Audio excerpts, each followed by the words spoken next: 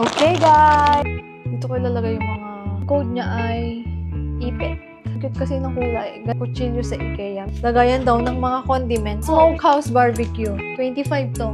Cute na flower vase. Ang cute, di ba? Tapos, ang ganda nito, guys. Okay, guys! Nakauwi lang namin. I-unbox natin yung mga nabili namin sa IKEA. First, ito. Bumili si Jason ng upuan para sa dining. Kasi hindi siya kinakaya ng mga upuan namin, nasisira. Kaya ito. I-unbox ko na, best. Ha? Nasaan yung resibo? Titignan ko yung ano niya.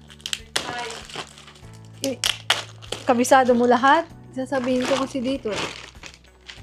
35 daw to. Tulungan mo naman ako. May ganito siya, oh. Yan. Ay! Beshi. Try ko umupo. Yan, ganyan siya. Block lang and stainless. Okay na yan. Try mo na. Test out mo yan.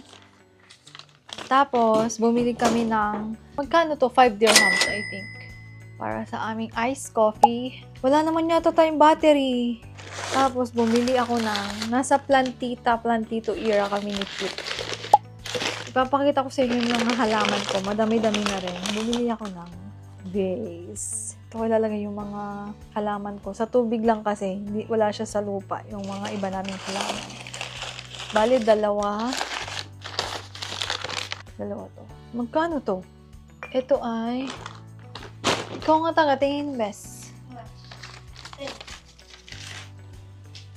Dito ko ilalagay yung mga peace lily, tsaka photos ko. 6 dirhams isa. Dalawa na yan. Plus isa. Ah, 3 isa? Weh! Hindi oh.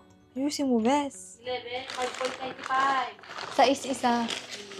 Tapos, bumili kami ng mga lagayan ng flour, cornstarch, ganun. Kasi, mag-organize kami ng kitchen. For some reason, wala akong nakitang hanger ngayon. Lagi kami nakakabili ng hanger. Ngayon, wala.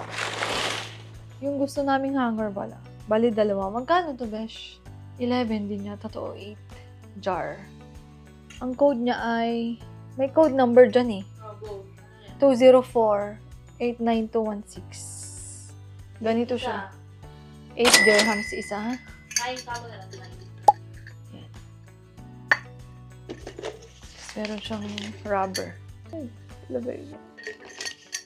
Lagayan ng mga flour. Ito yung gusto niya inigit eh. Siya kasi mahilig dun sa kusina. Ayaw mag-lock. Ah, okay, gets. Yung mga mahal to. Organizer ng mga, anong tawag dun? Mga condiments. 45 to. Ang pangalan niya, besh, ay chocolate. 45 dirhams. Kasi dalawa to. Kasi ganito yan. Pakita ko sa inyo, guys. So, dito daw niya ilalagay yung mga...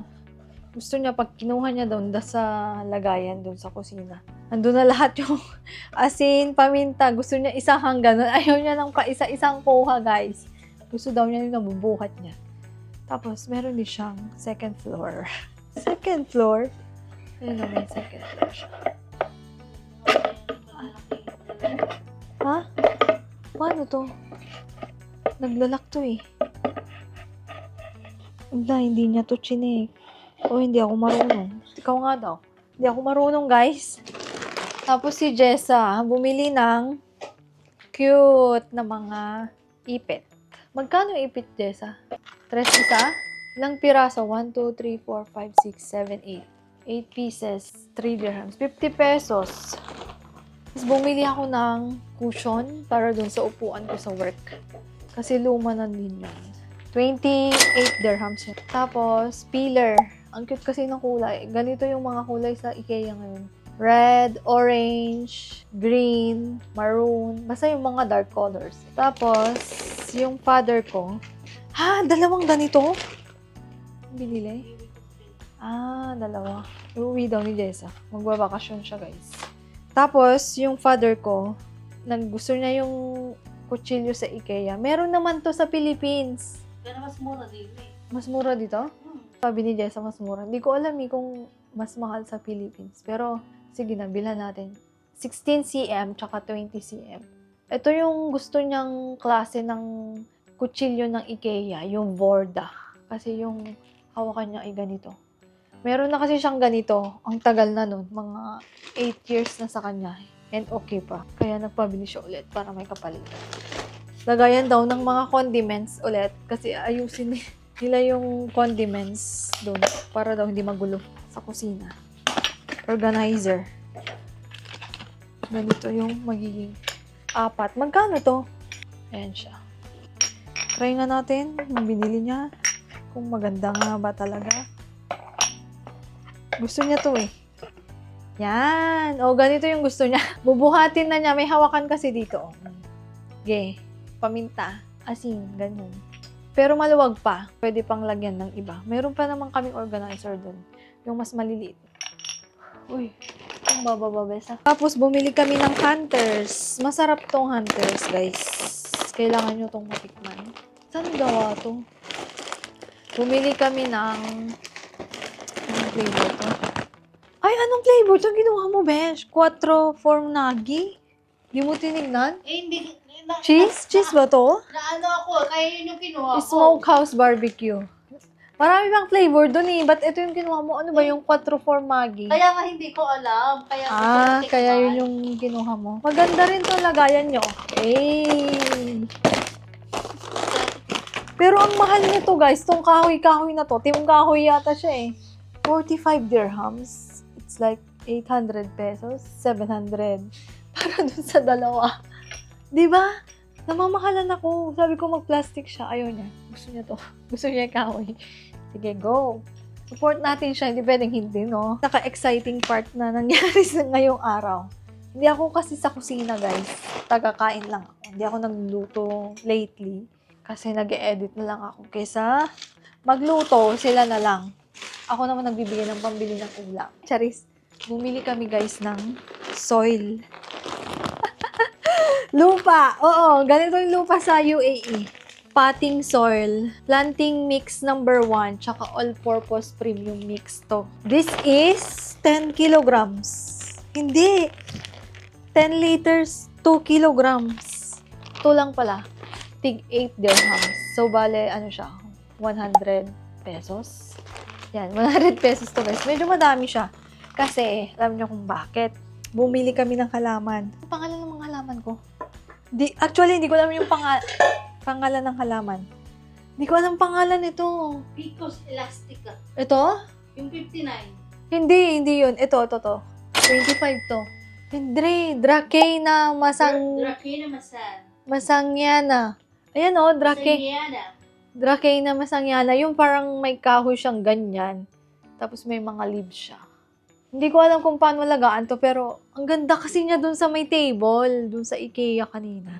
Tapos, may nabili akong dalawang, ang cute na flower vase na, hindi ko alam lata ba to? Parang recycled siya.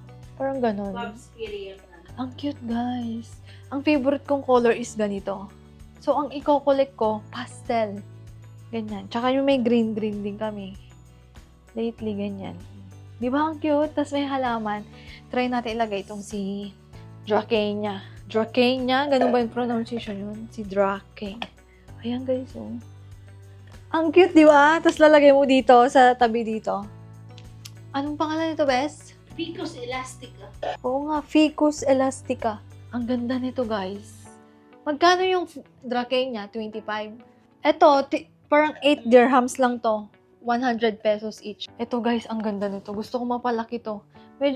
Medyo malaki na siya ngayon. Tapos ang ganda ng leaves. Parang pupunasan mo lang siya. Ganun. Parang hindi siya masyadong ma-maintenance. Yun yung nakikita ko sa kanya. Kaya binili na namin. 59 dirhams. 800 pesos to. Diba? Grabe yung season. Plantita kami. Plantita tsaka plantito. Tapos bumili kami ng vase niya. Medyo mahal yung mga doon, yung mga vase na, yung paso talaga. Medyo mahal, namamahalan ako. Mas mura pa rin tong, ganito. Plastic na to. Mas mura to kanina. 15 lang yata to, eh. Ayan. Pag binili mo, hanapin mo yung 1 at saka 2. Ay, ayaw na matanggal. Kasi pag binili mo, nakaseparate to. May number dun sa ano. Kailangan mong isama. Kasi kundi, pag nagdilig ka, walang magsasalo ng water dito. Oh my gosh. Ganyan siya. May vase naman na siya, pero brown. Ayoko ng brown.